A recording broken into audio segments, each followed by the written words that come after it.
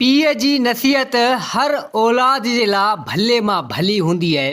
तो दोस्तो हीअ कहाणी बि इन हिसाब सां आहे, पीउ जी नसीहत आहे।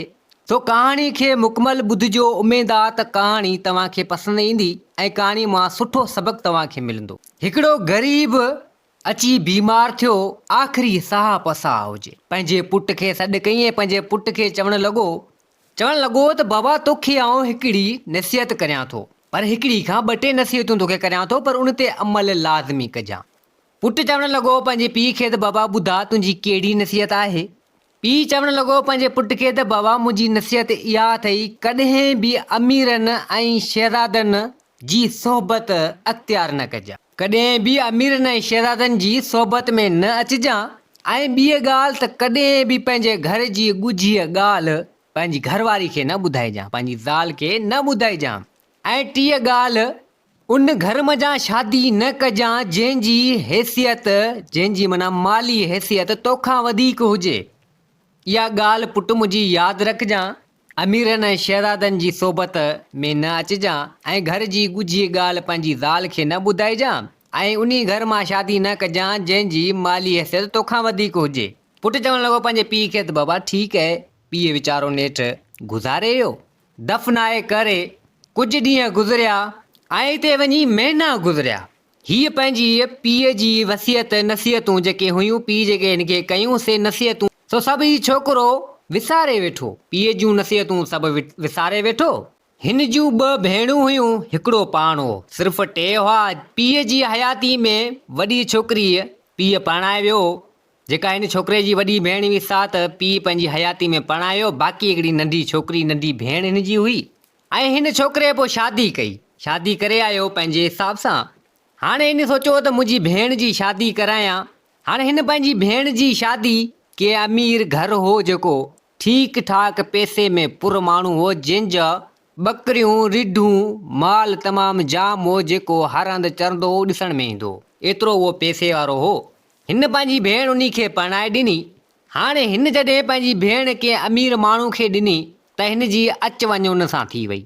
हाणे जॾहिं अमीर भेणुनि जो हुजे, जेको भेणायो, उन सां हिन जी अचु वञु थी वई। पोइ उन्हनि जी सोहबत में अची वियो शहज़ादा। पोइ दरबार में अचणु वञणु, केॾीमहिल उन्हनि जूं मिज़मानियूं खाइणु त केॾीमहिल उन्हनि जूं मिज़मानूं झले ई।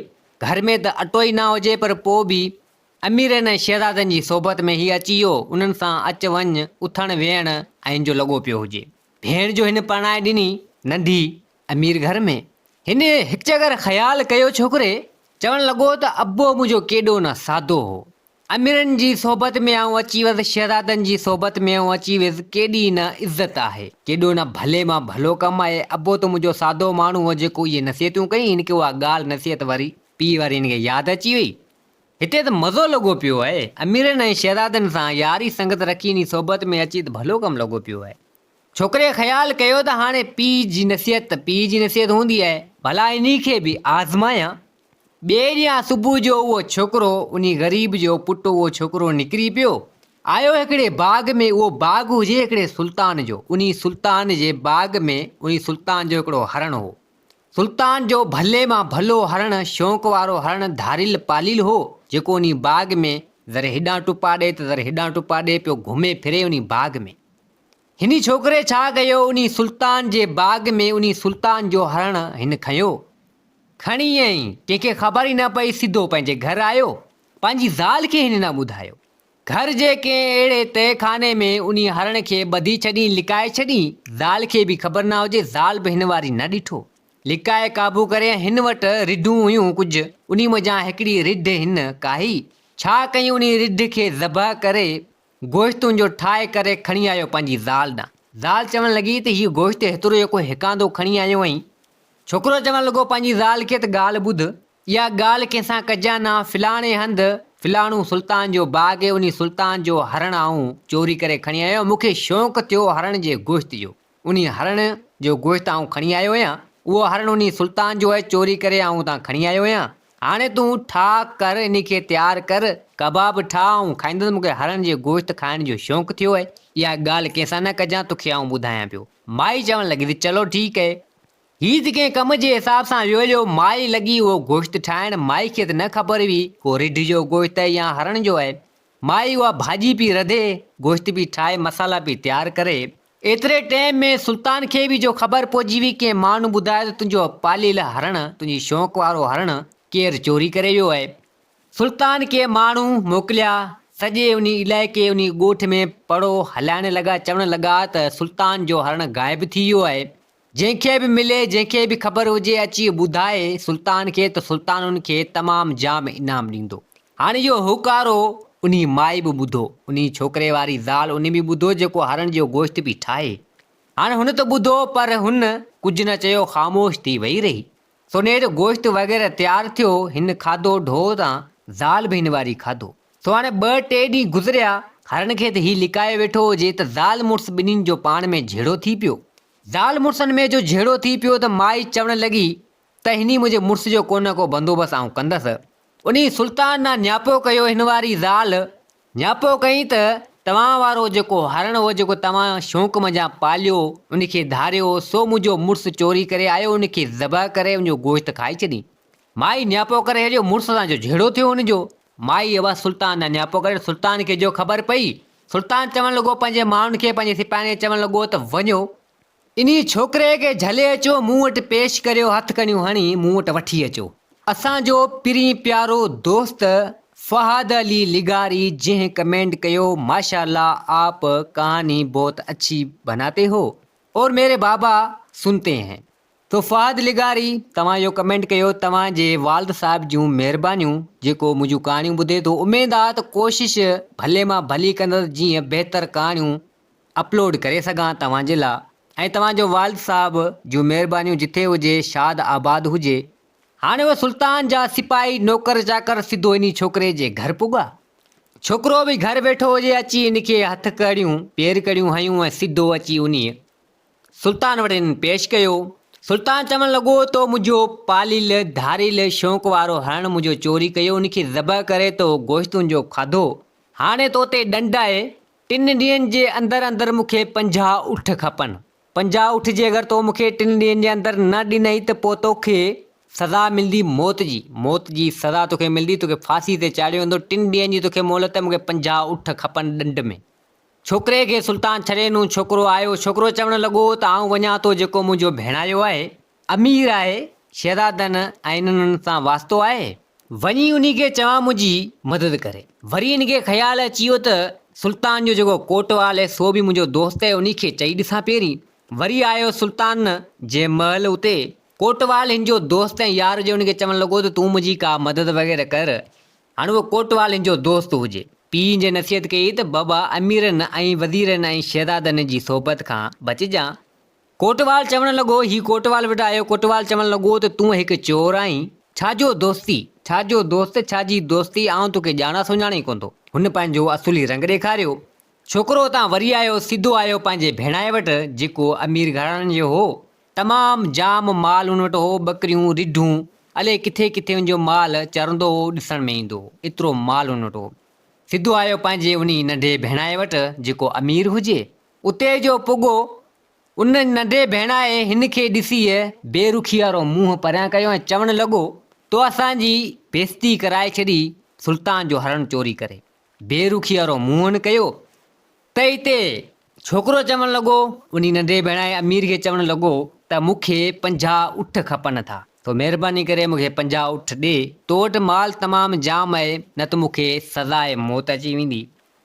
हिते हिन वारी नंढी भेण हुई साहब, रोअण लॻी, चवणु लॻी पंहिंजे मुड़ुस खे त मुंहिंजे भाइर खे सज़ाए मौत अची वेंदी, हिनखे 50 ऊठ ॾे।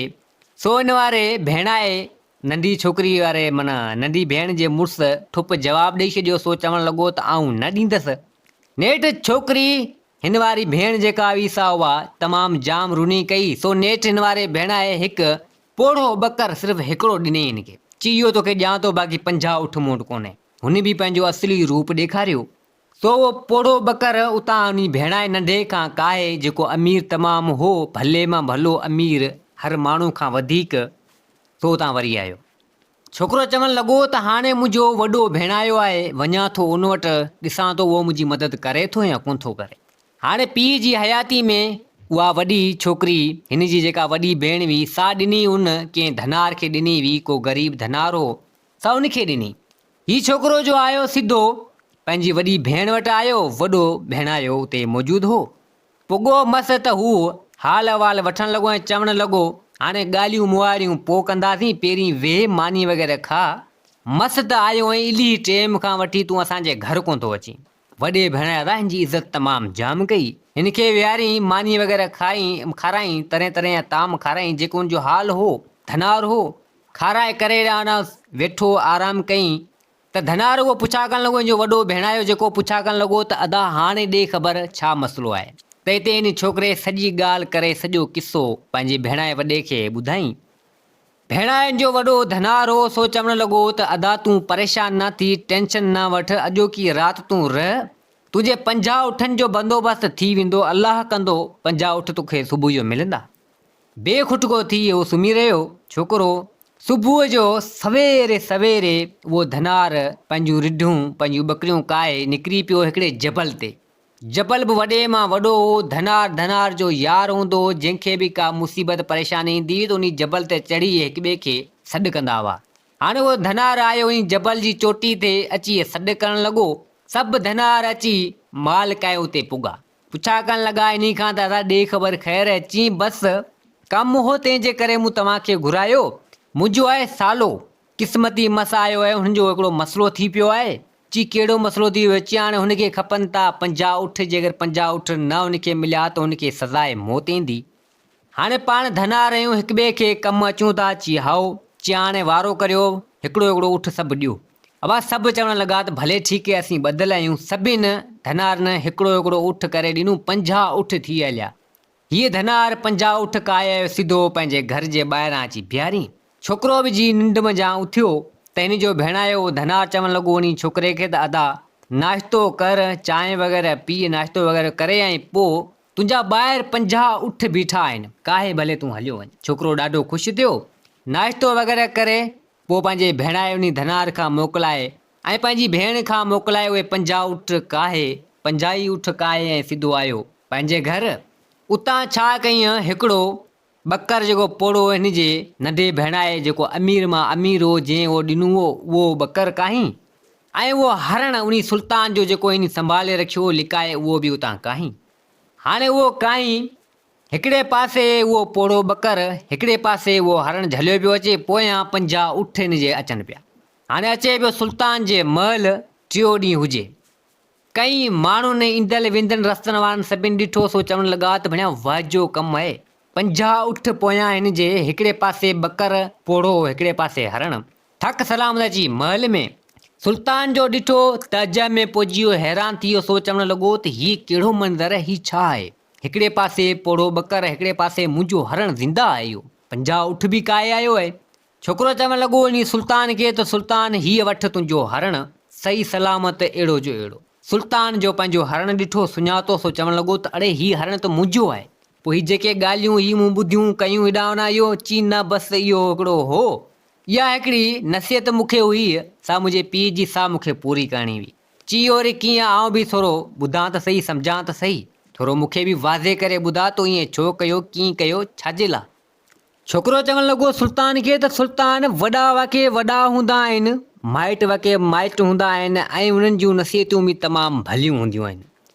मुंहिंजे पीउ मूंखे नसीहत कई, चवणु लॻो त अमीरनि, शहज़ादनि ऐं वज़ीरनि जी सोबत में कॾहिं न अचिजांइ। जेको आउं आयुसि सो उन्हनि मूंसां चङी न कई ऐं मूंखे चयो त पंहिंजे घर जी ॻुझी ॻाल्हि कॾहिं बि पंहिंजी ज़ाल खे न ॿुधाइजांइ। ऐं टीह ॻाल्हि हुन मूंखे चयो त कॾहिं बि ठीकु ठाक घर जंहिंजी माली हैसियत तोखां वधीक हुजे उते शादी न कजांइ। सो हाणे मसइलो ईअं आहे जो अमीरनि, शहज़ादनि, वज़ीरनि इन्हनि सां मूं सोबत अख़्तियार कई। कोटवाल बि मुंहिंजो साथ न ॾिनो। मूं कई बि हिकिड़ी आज़माइश ऐं भेणायो मुंहिंजो हितां शादी कयमि, पैसे वारो हेॾां होॾां, सो हुननि जी सोबत में अची हुन बि मुंहिंजी मदद न कई। सो कंहिं कम जा कोन्हे। मुंहिंजे पीउ जी नसीहत सही हुई ऐं मूं पंहिंजी ॻुझी ॻाल्हि पंहिंजी ज़ाल खे ॿुधाई, जेको हुन ढक न ढकियो। सो मुंहिंजे पीउ जी नसीहत मूंखे साबित करणी हुई, सो मूं ईअं कयो। मूं सोचियो त ॾिसां हाणे बाबा नसीहत कई आहे, केतिरे क़दुरु सही थी वञे। सा बिल्कुलु ॾिठमि, कयमि, बिल्कुलु सही। बाबा पंहिंजी हयातीअ में मुंहिंजी वॾी भेण हिकु धनार खे परणाए ॾिनी। सो ग़रीब हो, ग़रीबनि जा वाके यार हूंदा आहिनि। सो उन मुंहिंजी मदद कई, 50 उठ मुकोन करे ॾिना। मूं त हिकिड़ी आज़माइश ते कई, वरिती ते नसीब जे हिसाब सां सो बिल्कुलु ईअं थियो। सुल्तान जॾहिं इहो किस्सो या ॻाल्हि उन छोकिरे जी ॿुधी सो चवणु लॻो त भेणा वाह जो तो कमु कयो, तुंहिंजे पीउ जी नसीहत बिल्कुलु सारा जोगी आहे, जेको तोखे हुन चयो सो बिल्कुलु ईअं ई आहे। वॾनि जी नसीहतूं वाक़ई वॾनि जूं हूंदियूं आहिनि। सुल्तान उन महिल हिन जे भेणाए नंढे खे बि घुरायो, जूठूं वग़ैरह करणु लॻो, चवणु लॻो त भेणा तोखे ईअं न करणु खपे आहे, साथ तोखे ॾियणु खपे आहे। कोटवाल खे बि जुठ वग़ैरह कयईं ऐं हिन वारी ज़ाल खे बि जुठूं वग़ैरह जाम थियूं। हिन पंहिंजे मुड़ुस बि उनखे जाम कयूं जुठूं ऐं उनजे वॾे भेणाए खे बि घुरायो वियो, जेको धनारो उनखे बि इनाम वग़ैरह तमामु जाम ॾिनी ऐं हिन छोकिरे खे बि हिन इनाम वग़ैरह तमामु जाम ॾिना। सुल्तान चवणु लॻो त वाक़ई तो पंहिंजे पीउ जी नसीहत ते हाणे वञी अमल कई, पहिरीं त उहा नसीहत खे तूं विसारे वेठो हुएं, हाणे काफ़ी सम्झी वियो हूंदे, काफ़ी सुधरी वियो हूंदे ऐं तुंहिंजी नसीहत ते हलंदो रहंदे, तुंहिंजे पीउ जी नसीहत ते हलंदो रहंदे तूं कामयाबु हूंदे।